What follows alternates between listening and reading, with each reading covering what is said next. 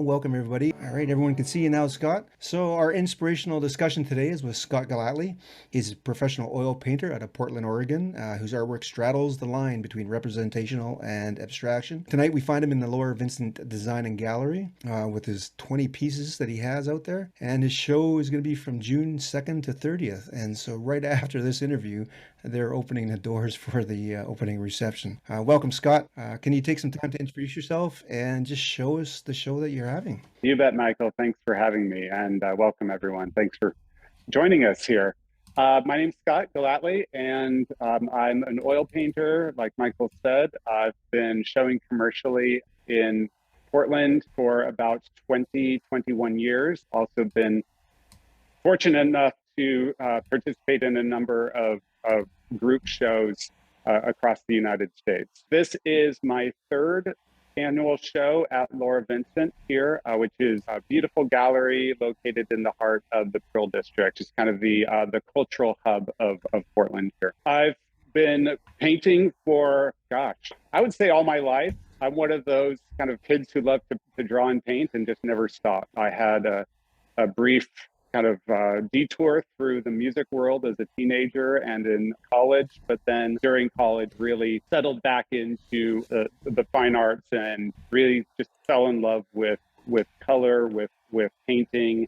And I've been really fortunate to have a life since graduating from college, the University of Oregon, develop a life that was close to painting as I could imagine. Besides pursuing my own work, I spent 20 years in the art material industry, which was a real pleasure and a great learning opportunity.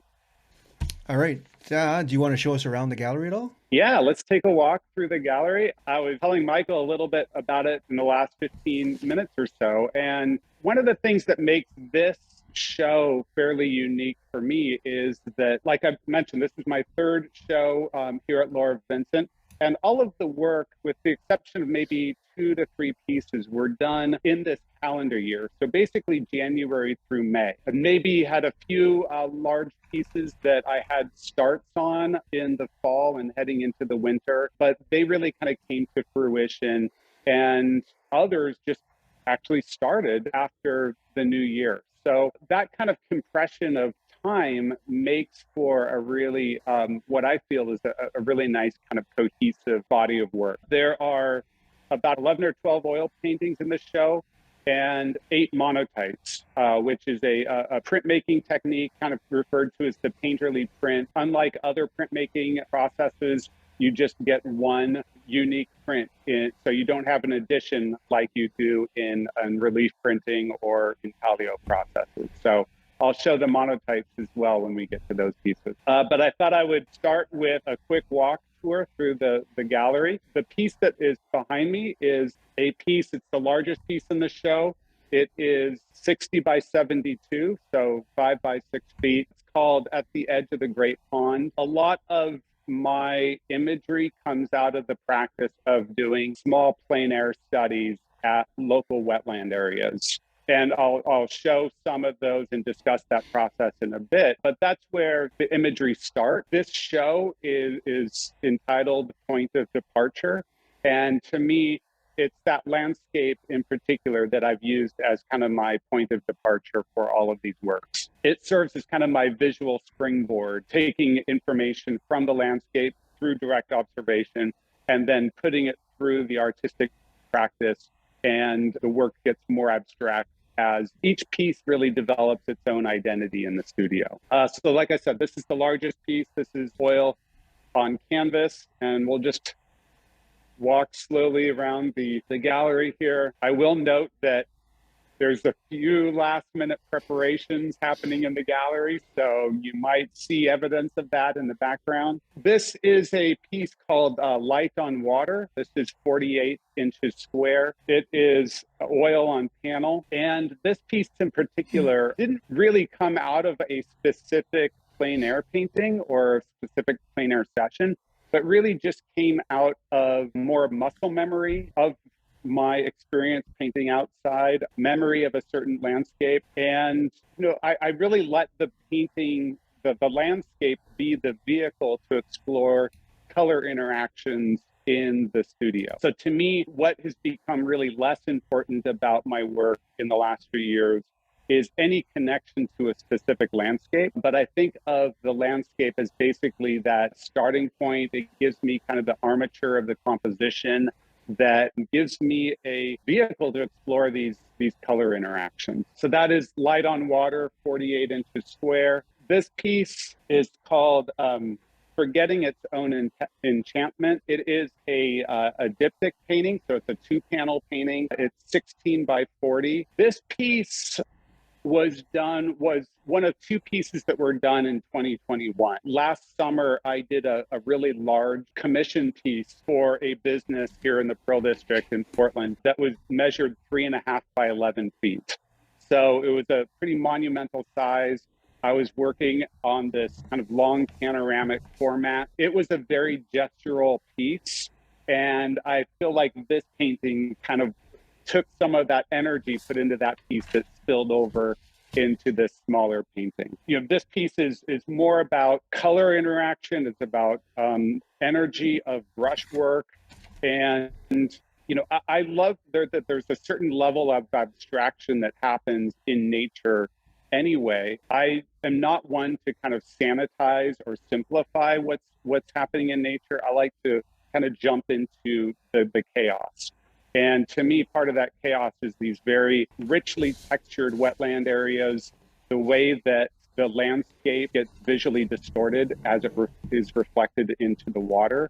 So that's kind of my starting point for some of these more abstracted works. We'll move over here to the entrance of the gallery, which is where I have these 4 framed monotypes. Again, monotypes are a printmaking process. These are all oil-based inks that are applied to a plexiglass plate.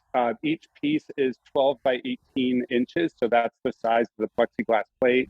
The ink is applied with a combination of brayers, of brushes. There's torn newsprint that is used in the process to mask certain areas from one run through the press to the next. So they really kind of create a very different feel. But with these in this process really affords us as painters to kind of let go of any predictable mark making. As painters, I think develop that skill with the hands to be able to apply the brush with a certain facility over time, and monotype with the unique ways that the ink is applied onto the plate. And then it basically gets pressed into the paper through a printing press. You give up a lot of that predictability of the paint application. And it's generally some pretty surprising results that come out of that process. So it's a lot of fun. It's a great way to surrender the control and just be kind of at the mercy of the monotype gods when you're making a monotype print. If I may interject. Yeah. So I had a question about how important is mark making to you, and it sounds like with the monotype, you just lose all that ability for mark making. But in your non-monotype pieces, how important is mark making to you? Oh, I think to me, it is, I think one of the reasons I'm a painter is color and mark making.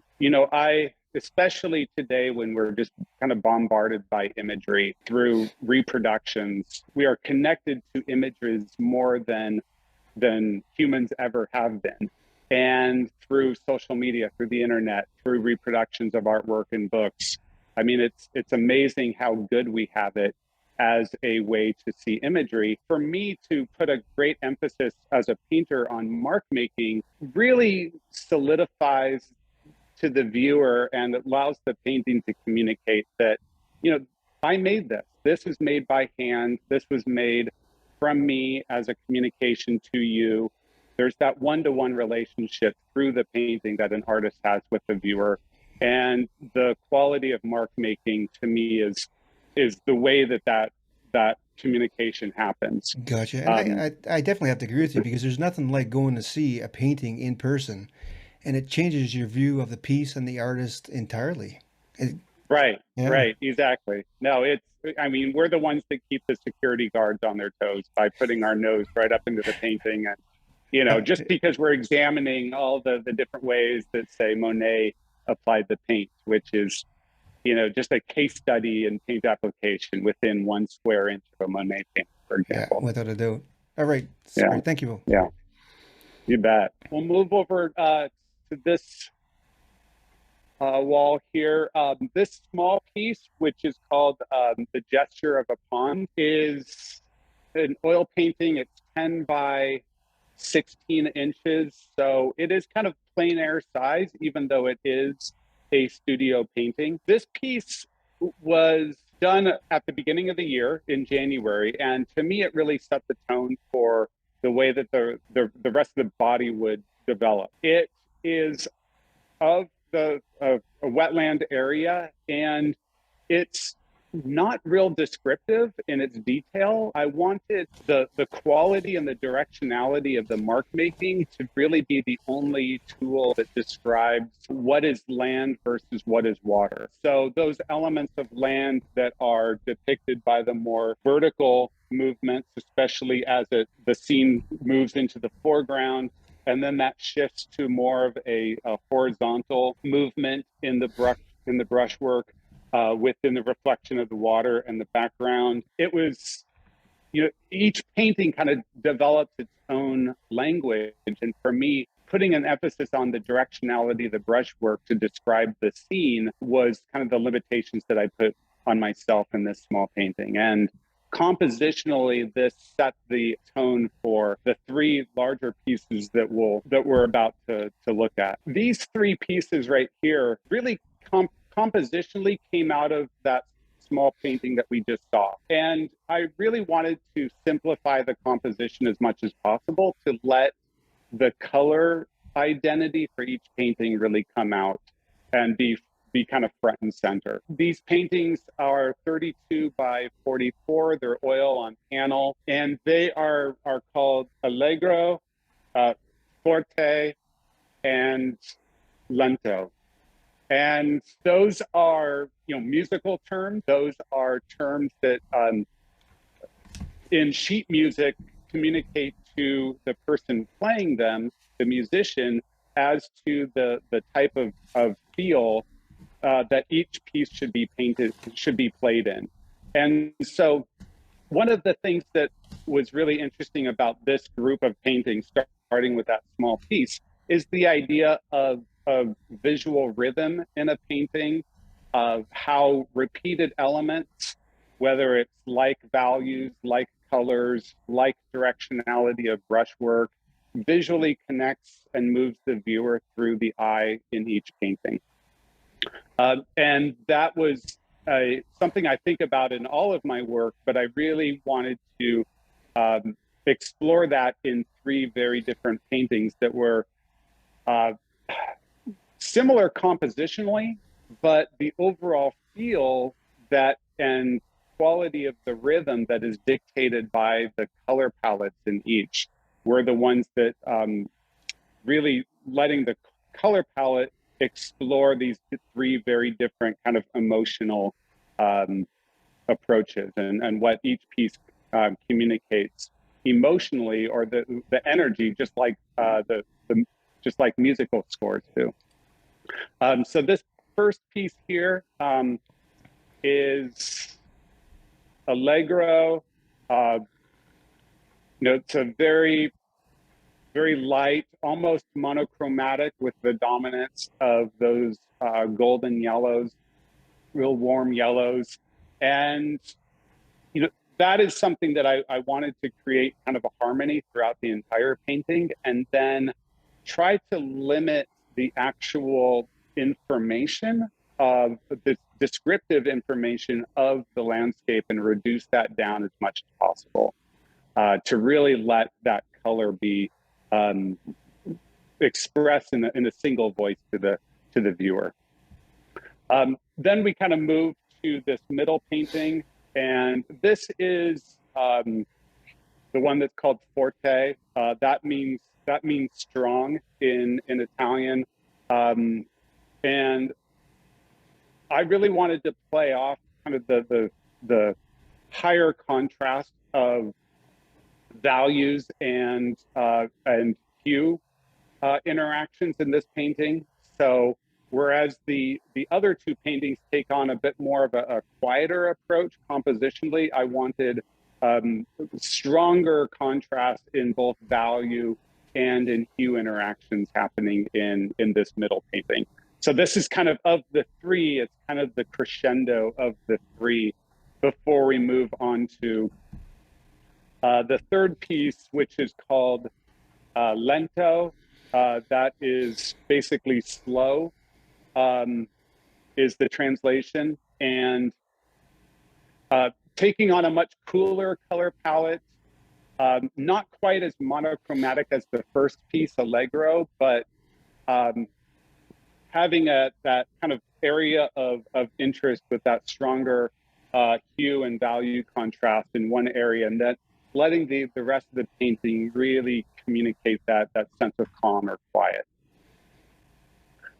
So those are three pieces that I, again, did earlier this year. I worked on them simultaneously, really going from one painting to another, and built them up as a collection of three paintings. So we'll head back over here. This one is called Within the Riverbed. It is a 18 by 24 oil on panel. This is oil on gesso board panel that Ambersand makes. Beautiful, kind of smooth surface. And one of the things that I love about painting on this surface is that you can manipulate the paint with multiple tools, whether it's a squeegee, a brush, a brayer. Sometimes I'll take parchment or wax paper and actually use to kind of press on to remove paint and reapply it in other areas of painting. Having a nice smooth surface to work on really allows all of that subtlety of the mark making process really communicates in the finished painting. So the paint isn't necessarily competing visually with the weave of the canvas underneath. The viewer is really just interfacing with the paint that's applied. This painting here is a triptych.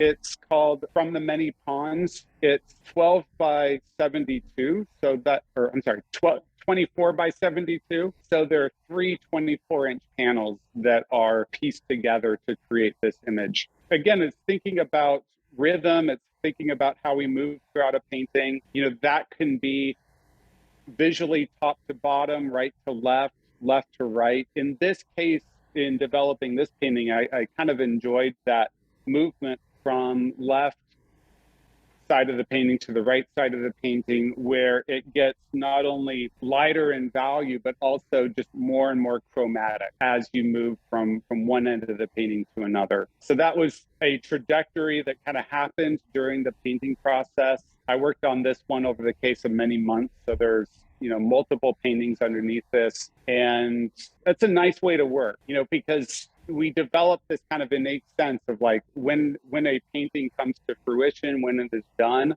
but we also know when things just aren't going that direction, and we know to kind of shift tack and take the work another direction visually. This is one that had a couple different pieces underneath, and once I kind of settled into that chromatic shift from the lower, more moderate chroma areas to this really kind of punchy high chroma interactions, and that was something that I just pursued visually throughout the development of this painting. Just a couple more here. This one is called Upon the Surface of Spring. It's oil on panel. It's 44 inches by 60. Similar in composition than the three pieces that we took a look at on the other wall. I liked the simplicity of the simple kind of vertical to express foreground, and then horizontal to express deep space. And when I'm standing at the edge of a wetland to do these studies, that's kind of how my view of the scene is framed. And so I've taken that as a very simple compositional approach. And again, the more simple my compositional approach is, the more I can just let the painting be about mark making and color. The final piece here is called across water. It's another diptych, two-panel painting. It's 18 by 48. So each of the two panels are 18 by 24. One of the things that I really enjoyed about this particular piece in developing this painting was, one, having it read as one image. And there are areas in the painting that some of the marks will carry over from one panel to the next to create the kind of cohesive quality of the one image. But then there are areas where I really want to draw attention to that physical seam between the two paintings.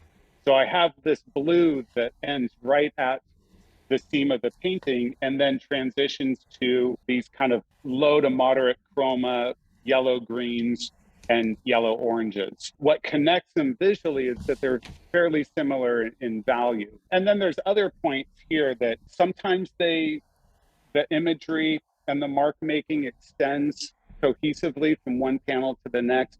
Other times I'm really drawing attention to that seam. One of my favorite painters is Joan Mitchell, abstract expressionist. And she did a number of multi-panel pieces. And I really love the way that there's kind of that tension between both panels in a painting is the vehicle to convey a singular image. But then there's areas in the painting where she really draws attention to that seam by kind of discontinuing a color right at the edge of one panel before another color starts on the other. Really interesting idea. So that was a painting that was kind of the vehicle for me to explore those ideas. So we'll return to that larger piece. That's awesome, Scott. Thanks very much. Yeah, thank you. So, and I noticed this before looking through them for this interview, but I would say your paintings are very analogous in its color scheme. You know, sometimes you have some complementary pieces in there, and sometimes they're quite balanced of complementary colors within them. But in general, you really seem to prefer analogous colors. Would you say that's true? And do you know why? Yeah, I think that's true. I think it's a really nice way to create, proximity of color groupings around the color wheel. And, so it's just like when you're creating rhythm in a painting, it's creating a rhythm and then knowing when and where to break the rhythm. And I think that, to me, starting with an analogous color scheme in a painting creates that proximity and it creates that harmony within a painting. And then deciding when and where in a painting do I want to break that, and to introduce colors that have a bit more distance in color space to create a bit more visual tension or discord. And I don't mean that by a negative at all. It's a really powerful way to create a sense of emphasis or some energy in a certain area of a painting. Yeah, I think you just blew my mind with that, and now I'm going to have to try it. I've never thought of it that way. It's quite interesting. Yeah. I also noticed that you mentioned that one painting or a couple of paintings where you used brushstroke directions. You know, it's all vertical for the foliage and the land, and it's all horizontal for the water. And I don't think I've ever seen that, and I find that quite interesting. Yeah, I think we'll talk a little bit about my relationship to plein air painting, and that's really changed over the years. It's a practice that I've done really ever since I was in college, so about 25 years, having that practice as a plein air painter. But what has shifted in the last few years is my plein air practice has really shifted from kind of the means to create an end piece rather than just the means in and of itself. So I do a lot of small casein-based plein air works in a sketchbook, and they, to me, really capture what is at the heart of plein air painting, which is just the responsiveness of being informed by the scene and capturing it with paint, being expressive in that approach, and ultimately capture the feeling within a very small amount of time. And as part of that, I think that my patience for capturing detail and for rendering has decreased over the years. And so I'm finding other ways to be descriptive of the scene. And to me, just directionality of mark making, the characteristic of and use of color, the quality of the brush mark are all basically what I've developed as a language to describe the scene that I'm looking at, rather than, how many details can I get into a painting? Yeah, yeah. Plein air is about just capturing the essence in that short amount of time. And then also with the statement that you've moved away from detail because it gets tedious after a while. Once you've done it, you want to move on and express yourself in another way. And probably that's how Right. Impressionism might have started. Just the need to do more than what's there, right? Right, Yeah. right. I think of all of the isms that that have moved over from in the history of art. Like impressionism is probably the best coined term Hmm. because it really is about just visually capturing that impression. And what I've tried to do is take the spirit of that and reduce it down into, 30 to 45 minutes in a sketchbook. Um, which, since I brought it up, I have my current sketchbook here. I thought I would just flip through real quick. This is probably, I think I'm on number 5 or 6 of these sketchbooks. So I started this process in 2018, 2019. And honestly, they came out of first just practicality. Um, I was working full time at the time, and my 2 sons were really busy with their activities and sporting events. And I literally just did this out of practicality. Like, what can I do before, after and before I have to, drop off and pick up my kid from soccer practice? So they became very quick. The casein, which is a milk-based paint, is a fast-drying medium, so I can get something down fairly quickly and close the sketchbook and move on with my rest of my day. So what kind of started out of just pure practicality has really done wonders for my studio work. And trying to put in a limitation on size, put a limitation on time, it really frees me up to be more expressive visually, and to me really capture what is the essence of plein air painting, which is that quick response and information gathering. Yeah, thanks. I just want to say we're going to open the floor to questions. So if you have a question, type it in the chat or unmute yourself. It's interesting Great. though seeing your sketchbook and seeing how different your plein air work is compared to your studio work, which is much more abstract than what you capture in the field. Yeah, yeah. And part of, I think we set these kind of I don't know, for lack of a better term, like kind of games within our studio process. And part of that for me is like, what's the least amount of information that I can take from one of these plein air paintings as an excuse to do a larger studio pieces?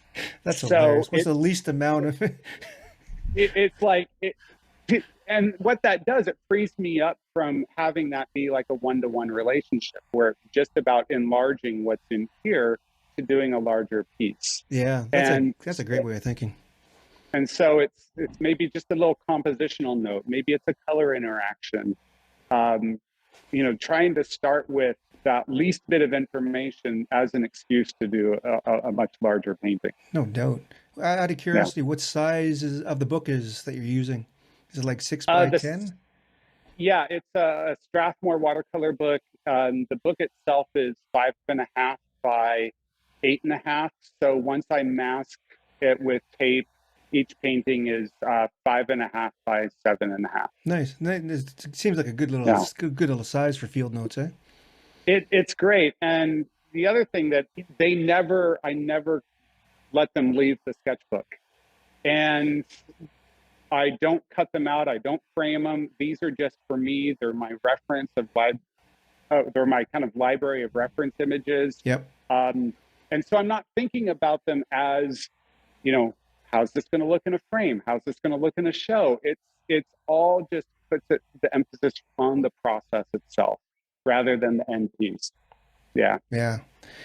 Question from Karen. What inspires your choice of colors? Oh gosh. Well, this process does very much. And, as you mentioned before, like these paintings are different. They are more kind of faithful to the scene, faithful to the color palette of nature. What influences and inspires me color wise is how can I take the information that's in here and kind of visually make mountains out of molehills, like really kind of exaggerate the color. And so moving from the plein air pieces to the studio work is really about exaggerating those color interactions. And you do that quite well, I have to say. Oh, thank you. We have a question from Denise. Do they inform your choice of design concepts for the larger piece? I assume she's talking about color. Yeah, color and composition. One of the things that I think is one of the things I talk about in my teaching, going from plein air to studio work, is reimagining the scale of the plein air paintings as you transition from the work outside into the studio. So even though I might start with a plein air sketch through the composition, I'm visually kind of cropping it down into smaller sections to reimagine that scale and to enlarge that tighter scale of the scene into a larger composition. So that might be moving from what is a really horizontal format into a panoramic format, or into a square. Changing the format is also, I think, part and parcel to reimagining the scale. Oh yeah, I think you have to, right? Yeah. Now, if you're an artist and you're an oil painter, chances are you know Scott because of his past life. He worked at gambling. So one of my questions for you is, as being involved in the product development of not just oil paint but all the products there in gambling, how much has that really influenced your growth as an artist? Oh, that's it. Yeah, that's a great question. And I think that there's a few main ways in which that experience really kind of left an impression on me as an artist. I was with gambling for 15 years. And the first thing, which I think was just an absolute gift, was with my role there, I got a chance to interact and to meet so many different types of painters and doing some really amazing work for many of those years on the receiving end of a lot of questions about color, about painting technique, that I kind of had to put myself in the frame of mind of what their intentions were as painters. So I really had to step outside of myself a lot and my own experience to really think about what the individual I was talking to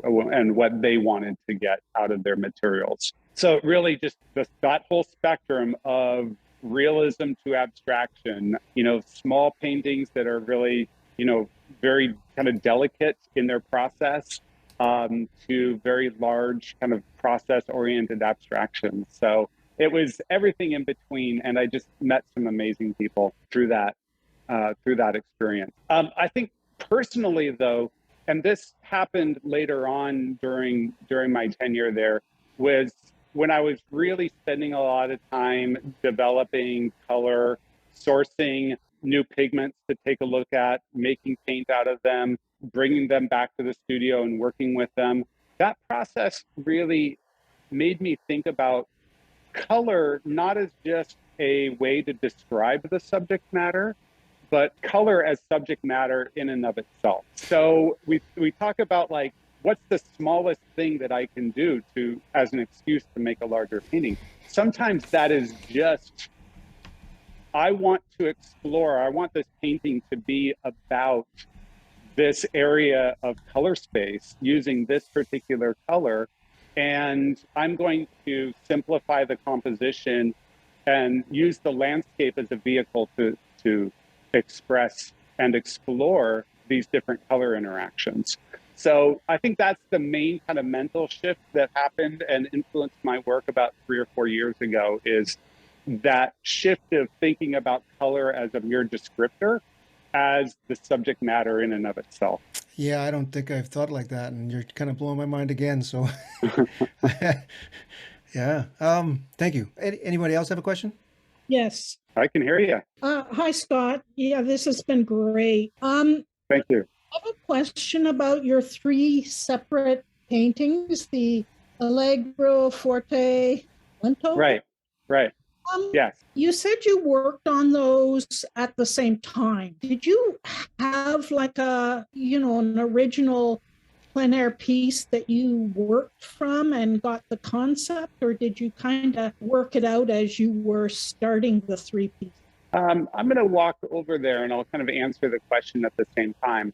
Compositionally, they're very similar to each other. And the composition is kind of based around being on the edge of a wetland, having that foreground, which is in my immediate line of sight, having a slightly implied horizon line, which is the far shoreline of the wetland, having that kind of vegetation move throughout in kind of a circular manner, and then that being influenced by the reflection of that vegetation into the water. I did actually have some earlier sketches from, plein air paintings from about 2018, 2019 that informed this composition. Of these three paintings, they're basically that composition, but this is basically a mirror image of the other two paintings. So I basically took that composition and flipped it around the other way. To me, it is about simplifying the composition down into kind of the simplest forms at all, because we're really just talking about maybe 1, 2, 3 major shapes. And then from there, using that simple composition as a way to explore those color interactions and letting the color really establish the mood and the emotion of the painting. Yeah, and I think you nailed it because the first one and the last one have totally different moods altogether. Right, right. Yes. Exactly. So you've taken the same kind of concept, but moved through the different hues and.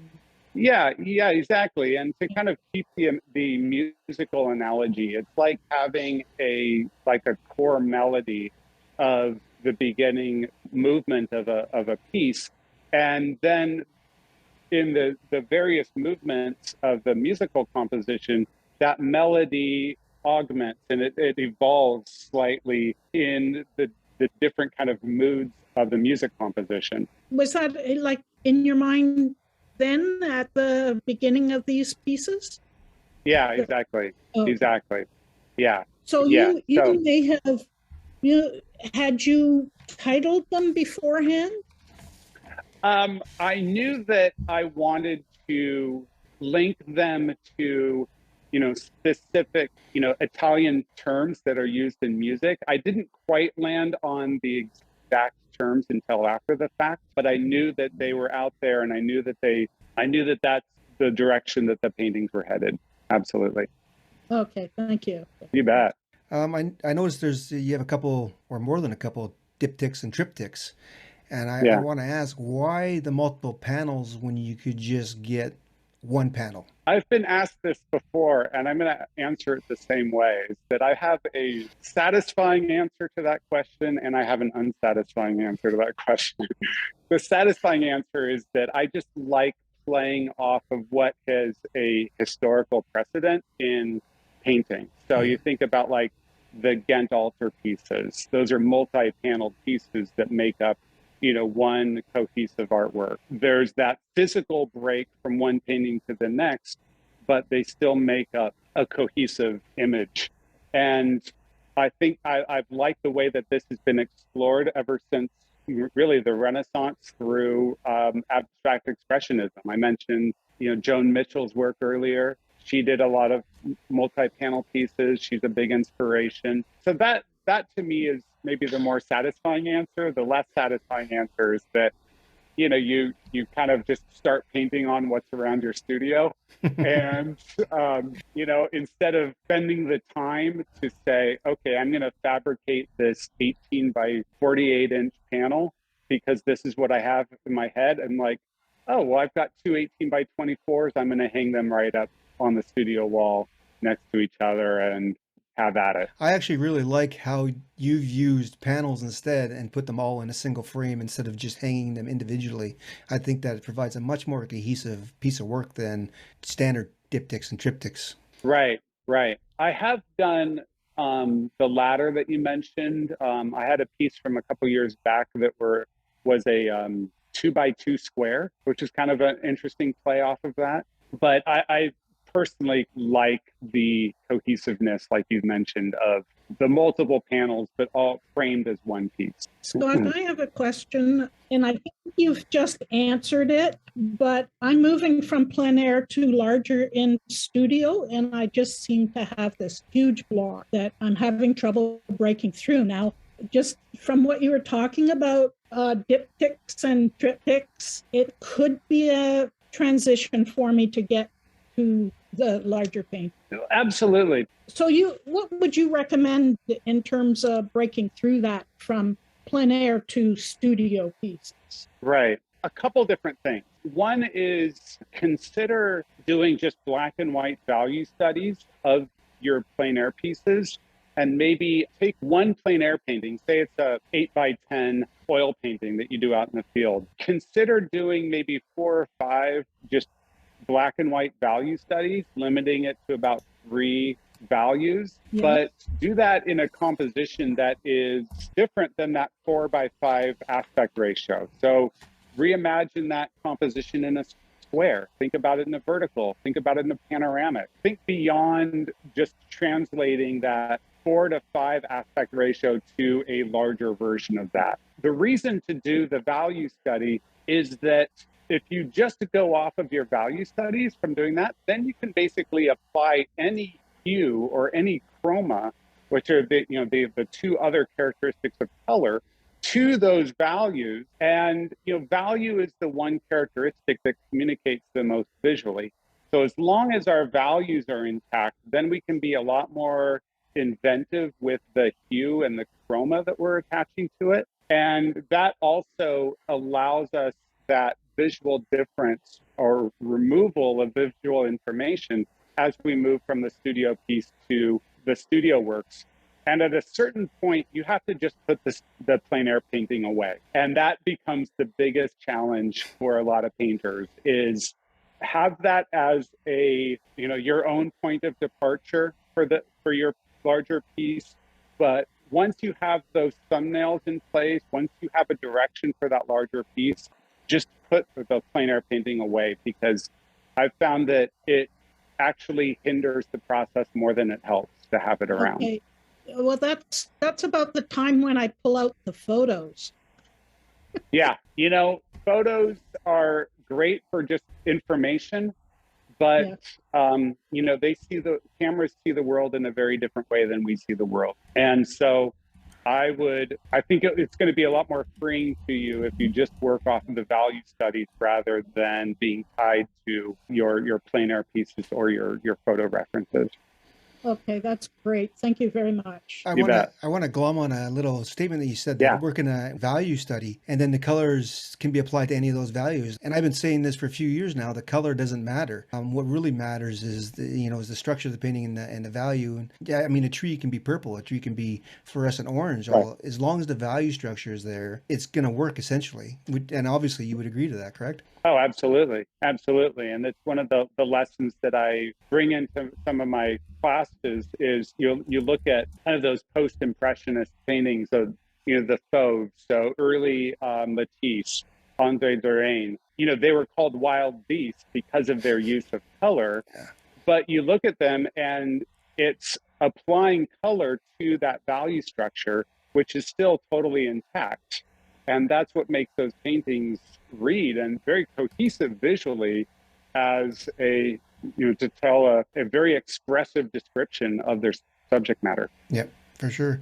Okay, so we're coming close to 5 o'clock. So one last question for you. Oh, I see Tim is unmuted. Tim, would you like to ask a question? Yeah. Hi, Scott. Tim Owen here. You may recall that I purchased one of your smaller muscle building exercises, as I recall you called them. Good to see you. Last year. And absolutely. I'm just fascinated by your work and color, and I noted the 3 of them in back of you that are named for musical notation. To me, that sort of reminded me of almost of a form of synesthesia, and particularly the composer Michael Torkey, that actually sees music as color. As I sort of think of it, you're translating actual visual landscapes, wetlands, or whatever into pure color, basically, and shape in your mark-making vocabulary. I don't know if you've thought about it in those terms at all, is how you translate reality into just pure color or shape.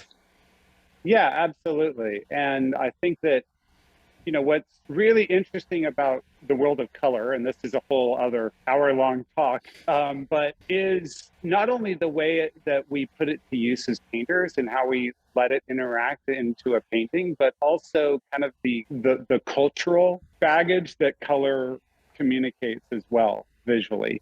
And I think that these paintings kind of explore that link between art and music. On the artist side, Kandinsky, you know, was very interested about this as well. But I love this idea that we can attach emotion to color, just like we can attach emotion to the feel or the chord structure of a musical piece.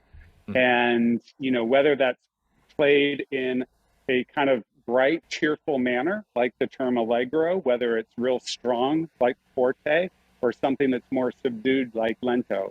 It's using color to communicate the same approach. Yeah, great question. You bet. Thank you, Tim. All right, one last question for you, Scott, and maybe a little bit difficult one, but if you were to give yourself one piece of advice 5 to 10 years ago from what you know now, what would it be? Oh gosh, that is a good one. I would say to create a space, a physical space, but also a mental space that you can go in, you can create, you can paint, and try to shut off the rest of the world from that as much as possible.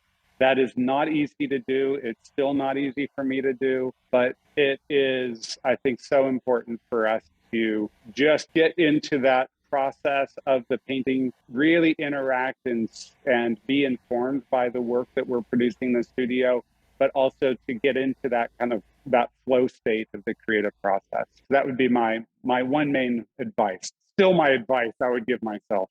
Yeah, I love that piece of advice, and I think a lot of us fail at it. I like that a lot. All right. Thank you very much, Scott. Just as a reminder, Scott is having his show from June 2nd to 30th at the Laura Vincent Design and Gallery in Portland, I believe it is, right? Yes. Yeah, in Portland. So if you happen to be in the area, drop by.